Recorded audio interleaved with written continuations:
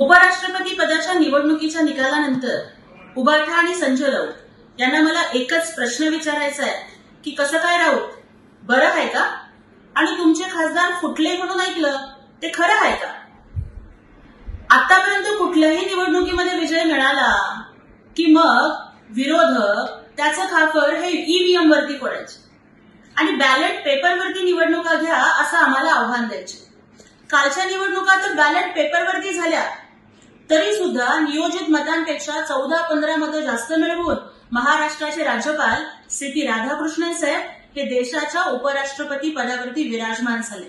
हा लोकशाहीचा विजय आहे आणि या संपूर्ण प्रक्रियेमध्ये उमेदवार प्रतिनिधी आणि प्रक्रिया प्रमुख म्हणून माननीय खासदार डॉक्टर श्रीकांत शिंदे साहेब यांनी पार पाडलेली अभ्यासू भूमिका याचा सिंहाचा वाटा आहे.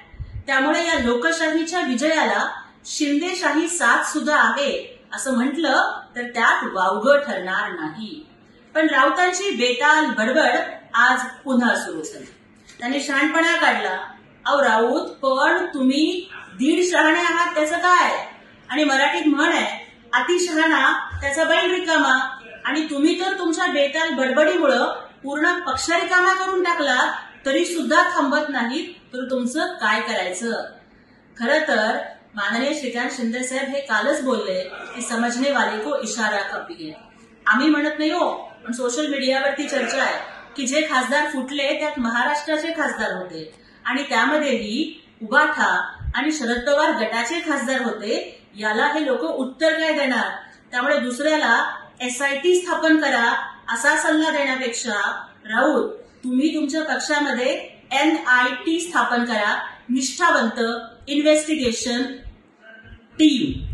म्हणजे तुमच्या पक्षात आता कोण निष्ठावंत उरलंय त्याचा तुम्ही शोध घेण्याची गरज आहे. थोड्या दिवसांनी उद्धव ठाकरे, रश्मी ठाकरे, आदित्य ठाकरे आणि तुम्ही एवढेच लोक उभाठात उरणार आहात. कारण माझं कुटुंब माझी जबाबदारी करत राहिलं की एवढंच राहील. राहता राहिलं गोष्ट शहाणपणाचा. तर राऊत, तुम्ही ही जी शानपट्टी करताय ना ती आता बंद करा, अन्यथा महाराष्ट्राची जनता तुम्हाला पानपट्टीवर सुद्धा बसायच्या लायकीची सोडणार नाही.